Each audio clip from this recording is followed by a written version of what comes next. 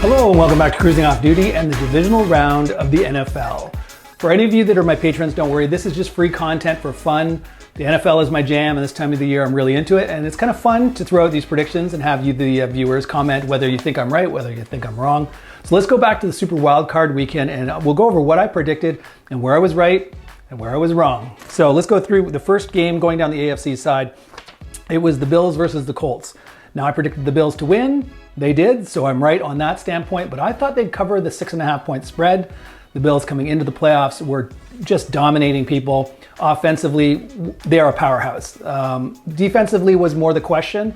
They had a pretty stout, pretty good pass defense, but not the strongest run defense.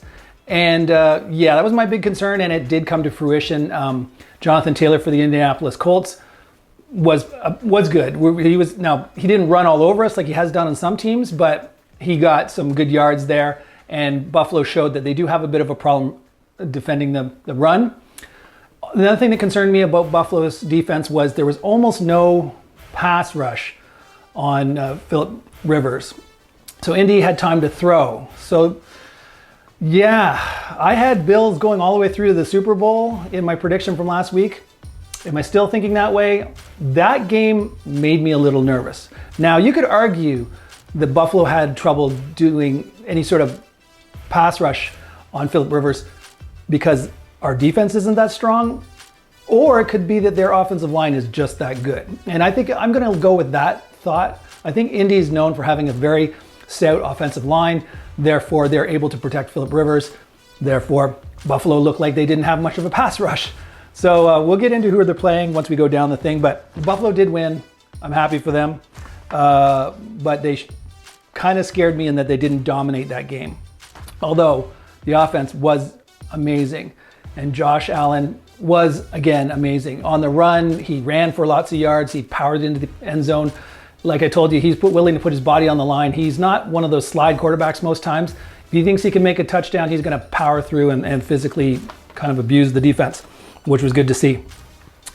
Next game was, going down the list, was the shocker of the week. I thought the Steelers were going to win over the Browns pretty convincingly, considering the week before they played them and Pittsburgh played all their backups and almost beat the Browns with their starters in there, and the Browns needed to win to get in the playoffs.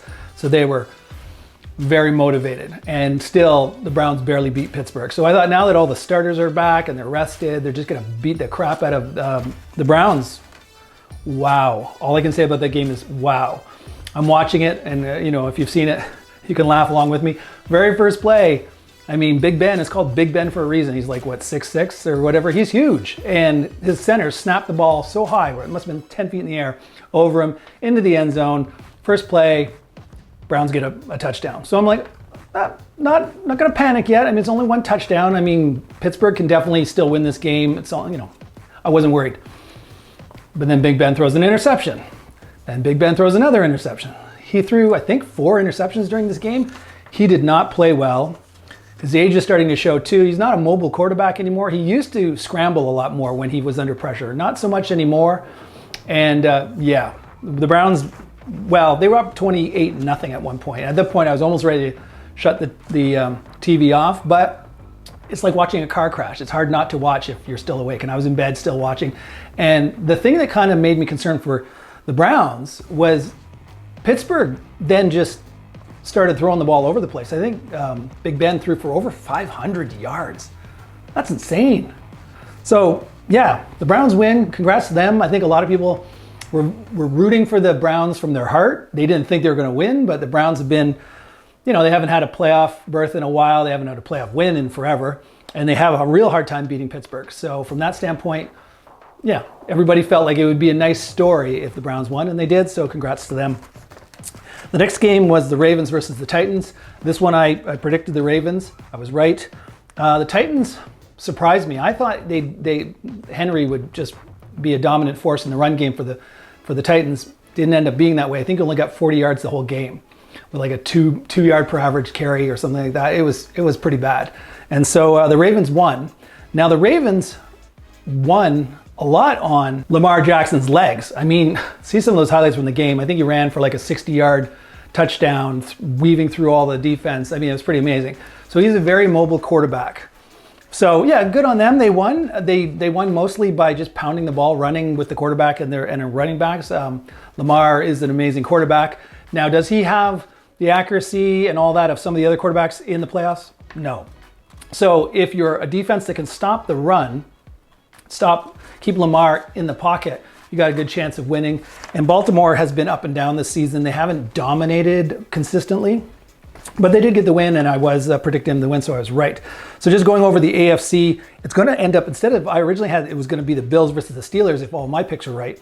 It's now the Bills versus the Ravens and the Chiefs versus the Browns.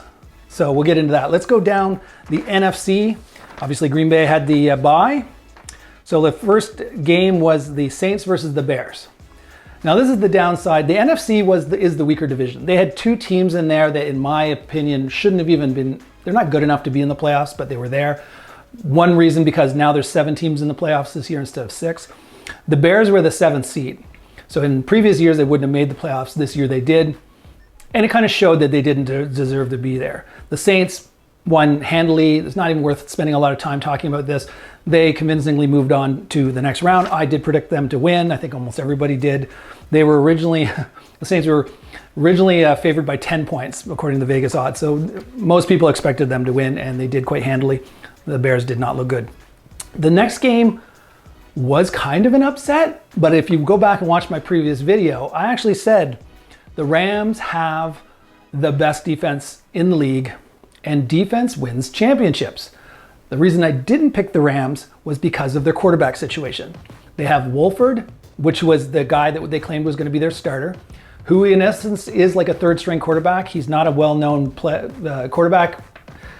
He played good the last game before this, and I thought he was at a one-game wonder. Who knows? I just didn't have any confidence in Wolford being the starter that they would beat the Seahawks. And then he gets injured. And they bring in Goff, who just had thumb surgery like 10 days before.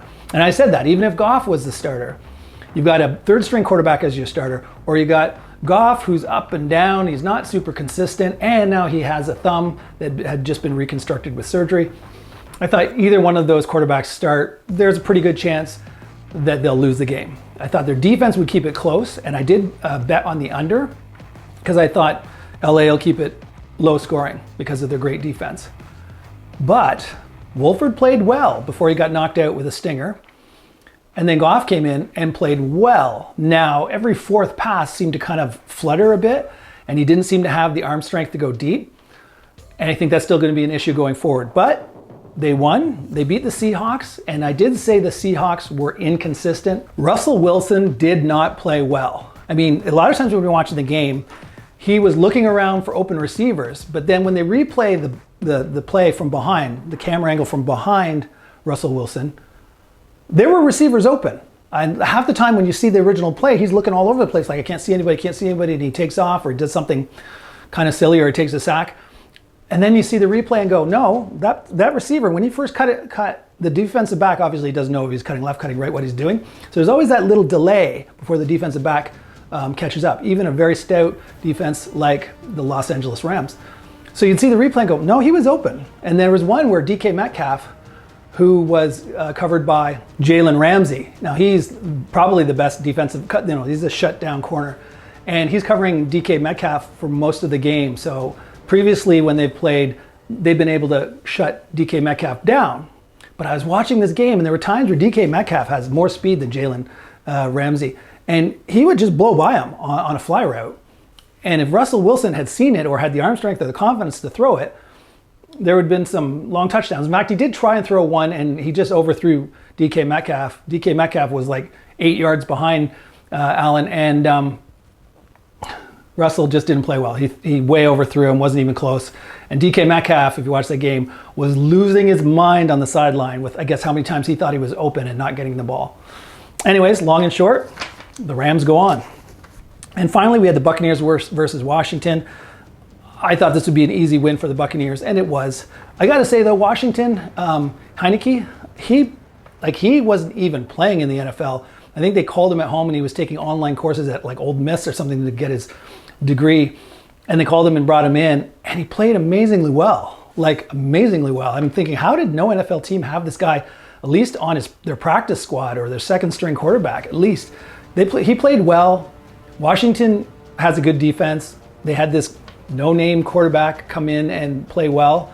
So good on them for at least putting in a good show, but the Buccaneers with Tom Brady just way too strong. So all that being said, here is the new matchup for the divisional round.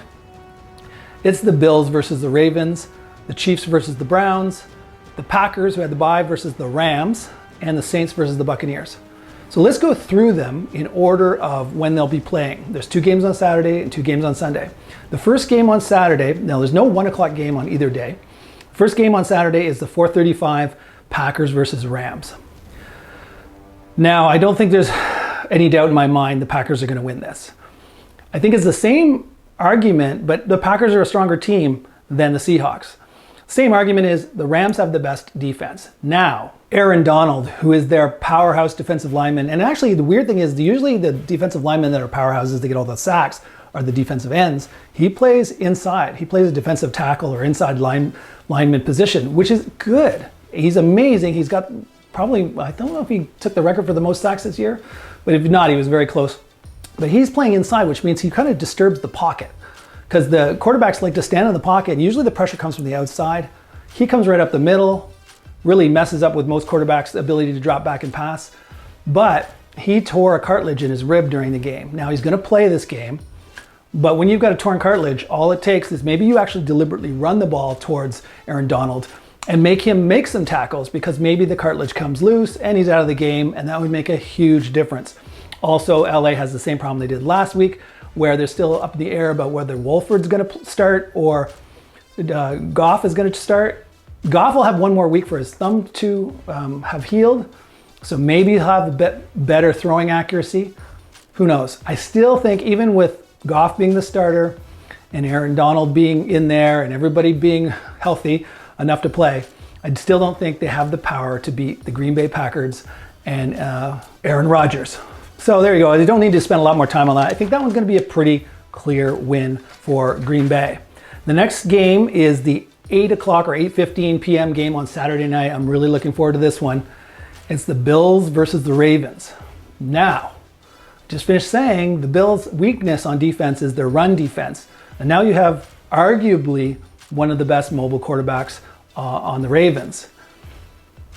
That's where I think the game's going to come down to. Or one of two things. If they can keep Lamar Jackson in the pocket, not running for 60-yard touchdowns, the Bills are going to win. If the Bills get out to a big lead and the Ravens have to abandon the run game and throw, I think if it's Josh Allen's throwing abilities versus Lamar's throwing abilities, Josh Allen wins. Again, so then the Bills win. So it's all going to come down to, can the Bills get pressure on Lamar? Can they keep him in the pocket so he's not running? If so, I think it's a pretty clear win for the Bills, just because the Bills are hitting on all cylinders, and they have for weeks and weeks now. I mean, it's probably been like 8 weeks that the Bills have been dominant offensively. So the defense is the only question, but I think the Bills will get it done. They are favored by 2.5, so by a field goal. That's not a very big spread. I think the Bills will cover that spread. The next game will be the Sunday 3:05. It's a weird time. It's not 4 like usually. It's not 1. It's 3:05, and then their night game is also a weird time at 6:40. So it's the Chiefs versus the Browns. I don't even need to explain. The Chiefs are going to win this one easily. They're favored by 9.5 points. The Browns, you did a great job getting past Pittsburgh, but unless the same thing happens and Patrick Mahomes has snaps going 10 feet over his head into the end zone for touchdowns and he throws 4 interceptions, unless that happens again, I just don't think there's any chance that the Browns can beat the Chiefs. There's so many reasons I could go into for 10 minutes on all the reasons that one team's better than another. I think I think Vegas has the odds right, 9.5. So Chiefs have to win by a touchdown and a field goal to beat the spread. That's a big spread. I don't like spreads like that. And it's only Thursday when I record this. So if you want to know the teams I'm actually betting on, I usually wait till closer to the game. I'll put it in the comments below like I did last time, and I'll let you know the spread and what I ended up going. Sometimes I'll move the spread down a bit, take a little bit less return to get a little bit smaller spread, because when you see spreads like 9.5, you're like, That'd be like starting the game and letting the Browns start with a 10-0 lead and then saying, okay, play the game now. You know, it's kind of a different thing when you're giving that many points to say for sure that the Chiefs are going to beat them by 10. One thing about the Chiefs too, I mentioned this in my last video last week, all the way coming into the playoffs, the Chiefs weren't playing dominant football. They were showing a lot of weaknesses, and they were beating teams, but beating them by way less than the spread going into the game. I don't think they have a very good record. I think they're 0-8 against the spread in the last 8 games. Now you can say, well, they've had this week to rest and all that stuff, but you could argue the other point too. They might be rusty because they came in the last game of the regular season, they rested their starters. So they haven't played in weeks, and they didn't play well when they were playing. They were winning, but barely winning, sort of playing up to the level of their competition. If they played a bad team, they played just good enough to beat them. And that's concerning. So anyways, the Chiefs versus the Browns, the Chiefs definitely win. And the last game is going to be close. Going to be a great game. It's Sunday at 6:40 p.m. Eastern time. It's the Saints versus the Buccaneers. This one's the toughest one of the whole weekend for me to choose. I love Brady. My heart goes out to him, hoping that he can show that he, you know, being kind of not invited back. New England's going to burn them. They didn't even make the playoffs. If he makes it to the NFC Championship, that'll be great. But the Saints, they just looked so good last weekend. They looked great in the end of the season. Everything's clicking on all cylinders. They have a great running back. They have a great quarterback. They have a great defense. I mean, there's really no holes there to speak of. So I think the Saints are going to win. The odds are right now the Saints by -3, so by a field goal. So they say, Vegas odds say it's going to be a close game as well. This is the one where I say there could be an upset. There could be. I would not be surprised at all to see the Buccaneers in the NFC Championship. So going over it again, the Bills are going to beat the Ravens. The Chiefs are going to beat the Browns. The Packers are going to beat the Rams. And I don't have a lot of confidence, but I think the Saints are going to beat the Buccaneers. Based on who I said is going to win, it's going to be obviously the Chiefs versus the Bills in the AFC and the Packers versus the Saints in the NFC in the Divisional Championship. So, going with my previous logic, as much as the Bills didn't blow out Indy last weekend, I still think that could be more of an argument that Indy's a good team. They are not a pushover. And they have a great offensive line, so our defense looked like they couldn't get pressure on the quarterback. Kansas City, less so. I think our Bills defense is good enough to put pressure on Mahomes. Not that Mahomes can't run and pass. He's a very mobile quarterback. I just think the Bills are hitting on all cylinders on offense. I think Bills defense is good enough to keep Kansas City under control, and the Bills will be able to outscore them. I also think the Bills have one of the best special teams when it comes to kick runbacks and whatnot. So I think it's not going to be a blowout by any stretch, but I think the Bills are going to win maybe by a field goal. On the other side, again, great game. Packers versus the Saints. Again, it's going to be a tight game, probably by a field goal. I'm going with the Packers. I think Aaron Rodgers, he's been in contention for MVP all season. He's playing amazing. Their defense is good. They've got a running game. They've got, again, no real holes. Not that the Saints do, but if I'm going to put Aaron Rodgers versus Drew Brees, right now Aaron Rodgers is playing better ball. So if everything else is equal, who has the better quarterback? It's Aaron Rodgers. So the Super Bowl that I'm predicting right now actually is the same prediction as I had last week, even with the different teams in the Super Wildcard weekend. I predicted the Bills versus the Packers back then, and nothing has changed. I still think it's going to be the Bills versus the Packers in the Super Bowl. And without making this video too long, I'm just going to say it right now. I still have the Bills winning the Super Bowl. Now, this time of COVID, you can't count on all your key players being there, so a lot of things can change. That's why I'm not putting any money on any of these games until the last minute, just to make sure I know that none of my key players on all these various teams are missing. Also, looking a week and 2 weeks in advance down to the Super Bowl, it's hard. It's weeks away, and a lot of things can happen. So there you go. If everything stays the way it is, that the Bills show their dominance offensively like they've been doing, I still think they're going to win the Super Bowl this year. So there you go. Comment down below what you think of this week's picks, what you think of my Super Bowl pick. If you have a difference of opinion on anything, it's always fun to banter. Put it in the comments and I'll respond to you. And that's that. So hopefully you enjoy this divisional round of playoff. And Safe cruising, safe football watching, just stay healthy. Ciao for now.